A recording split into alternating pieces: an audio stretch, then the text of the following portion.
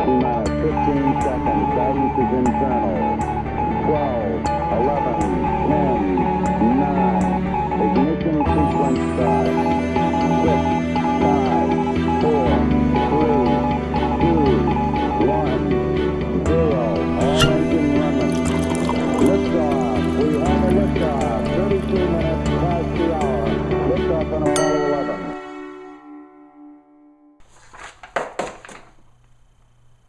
Hello everybody, welcome to Elite Wine TV. I'm your host Mark Fusco here for another episode of the show. This just in, doing the Pinot Noir. Alright, so when I picked the wines today to record all the reviews, I just pretty much just kind of picked the next three. Actually, I picked two and then I was like, I don't want to do three reds today, so I picked the Chardonnay up. So, and I opened them all and then I went, oh wow, I'm doing two Pinots in a row. Anyway, so this is the 2007 Undone Pinot Noir. Now, the significance about $10.97 at World Market. And the significance of this one versus the other one that I did are quite a bit. Number one, this is 100% Pinot Noir. Now, in the United States, many Pinot Noirs have something else in it, like a Petite Syrah or Syrah, to give it a darker color. Now, I don't know if you remember what the color looked like, but I'll be right back.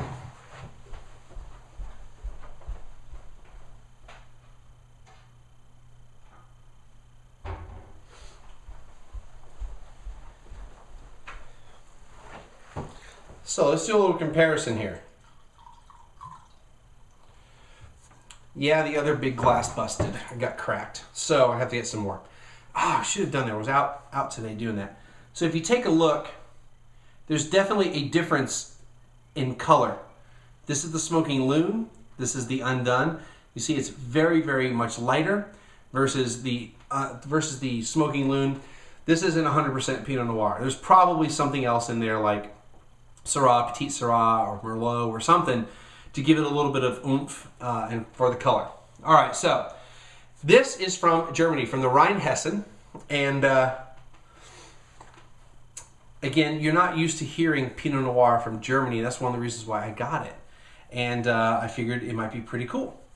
And the label was kind of cool, and I think this was actually on special at World Market, so I think it was actually more than $10.97. So let's see how it is.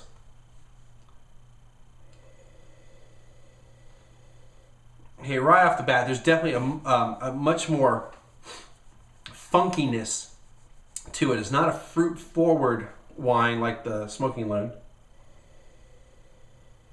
There's a smoke to it, but it's a different kind of smoke. It's not the barbecue smoke. It's more of the smoke bomb smoke.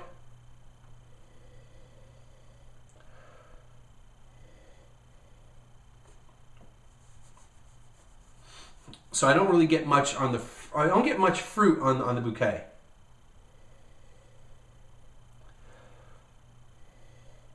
But you get kind of that funkiness, like almost a barnyard and a little smoke. So let's see how it tastes.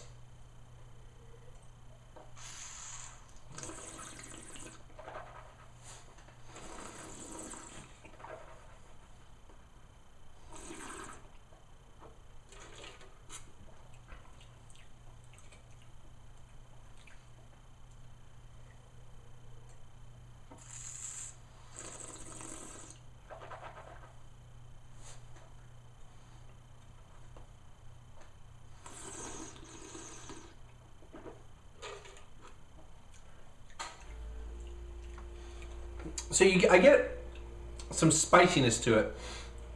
I don't get a lot of that. I don't get really any earthiness to it. Hints of fruit. I'd say, hints of red fruit. Some cherry. Some cherry to it. You've got the there's more sweetness now coming in it. You definitely get the smokiness to it, some spice, some cherry. I really like this one. I'm going to try this real quick.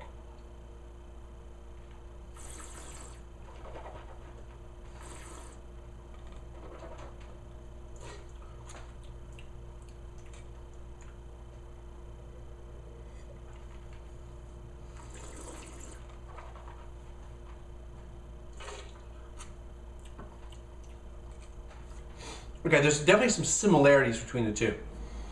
This is a little bit lighter. I get more of the fruit out of this one.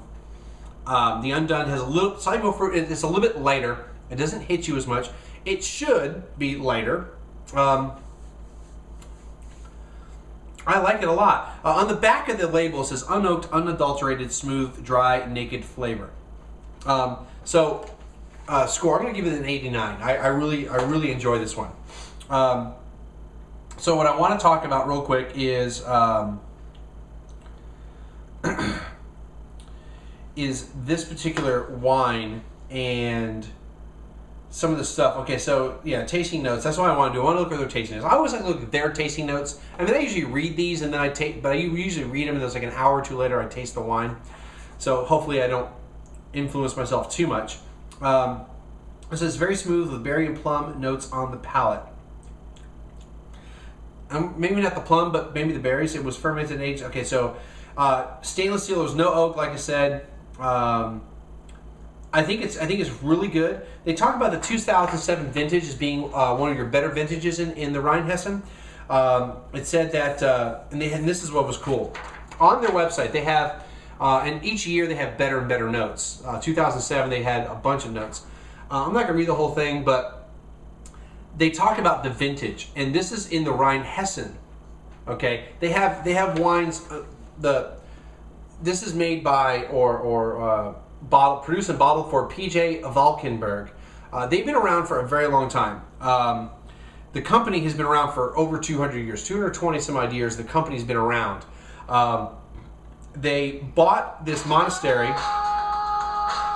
They bought this monastery in 1400. There was a monastery called Kloster Liebfrauenstift. I think I got it right. So this monastery was founded around 1400, and the wine from there was thought to taste. They said the people who drank the wine said it tastes like sweet as milk of the Blessed Mother. Okay, so that is where we get the term Liebfrauenmilk, okay, or Liebfraumilk is, I'm probably not really pronouncing it quite right for the German, but Liebfraumilk is probably how you pronounce it, but it looks like Liebfraumilch. All right, so that's a term that comes from that. Now, this company, in 1808, a gentleman by the name of PJ Valkenburg, a Danish or Dutch trader, I think it was. He bought the vineyard from the monastery and really worked on popularizing that wine. And then they became one of the first German wine brands called Madonna Liebfrauenmilk. Okay, that's the actual original name, Liebfrauenmilk. And then it just became Liebfraumilk eventually as a type of wine. So they've been around for a long time. But like I said about this, the 2007 vintage was apparently a pretty good vintage for them. It got warm early, so the vines were able to bud earlier than normal. I think they said that July and August were kind of cool. So because of the coolness and some other things happened weather-wise, it was able to like kind of reduce the yield. Which, remember, lower yield usually means better quality with the grapes. You have less of it to sell, but it's usually better quality. So they were very pleased with the 2007 vintage.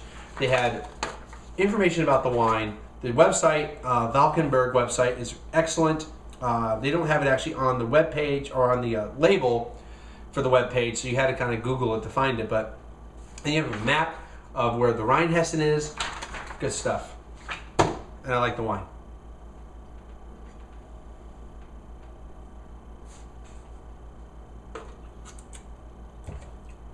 And it's a screw cap. All right, so that's going to do it for today. Hopefully you can find this particular brand. Again, it's a world market brand, so You may not really find it at your local supermarket, but I'd say definitely seek it out. I mean, it's $10.97, so it's not quite the $10 and under, but it's close enough. And yeah, again, thanks for stopping by. Friend me up, contribute to buy the wine, to pay for the hosting, buy some swag, whatever. Check out the links and tell your friends about it. We'll see everybody again next time.